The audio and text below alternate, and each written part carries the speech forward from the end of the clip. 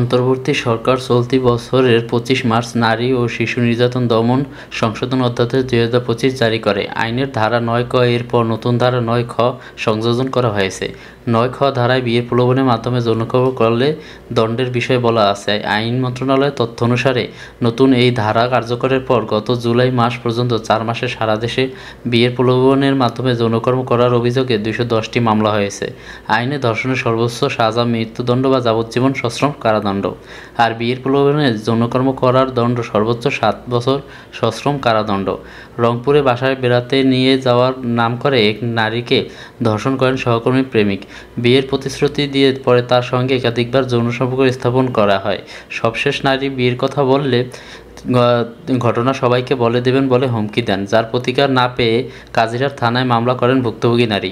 পরিসংখ্যান অনুসারে গত বছরের সেপ্টেম্বর থেকে চলতি বছরের জুন মাস পর্যন্ত 10 মাসে সারা দেশে ধর্ষণের মামলা হয় ৪,১০৫টি। চলতি বছরের জানুয়ারিতে ধর্ষণের মামলা হয় ৩৯২টি, ফেব্রুয়ারিতে ৩৩৭টি, মার্চে ৪৮৩টি, এপ্রিলে ৫৩৭টি, মে মাসে ৫০৩টি আর জুনে ৪৯২টি।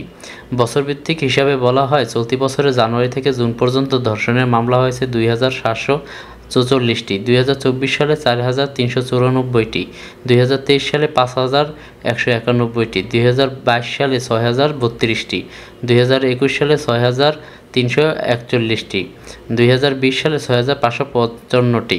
গত মার্চ মাসের শুরুর দিকে মাগুরায় একটি শিশু ধর্ষণের শিকার হয়, পরে চিকিৎসাধীন অবস্থায় শিশুটির মৃত্যু হয়। এই ঘটনায় দেশজুড়ে ব্যাপক প্রতিবাদ বিক্ষোভের মধ্যে ধর্ষণ মামলার বিচার দ্রুত করার জন্য আইনের সংশোধন আনে অন্তর্বর্তী সরকার। সংশোধনে শিশু ধর্ষণ অপরাধের বিচারে আলাদা ট্রাইব্যুনাল গঠন, ছেলে শিশুদের প্রতি যৌনকর্মকে বলাৎকার নামে অন্তর্ভুক্ত করা, ধর্ষণের মামলা ও তদন্ত বিচার সময় কমানো, বিয়ের প্রলোভনের মাধ্যমে যৌনকর্ম করার দণ্ডের নামে নতুন ধারা সংযোজন করা হয়েছে।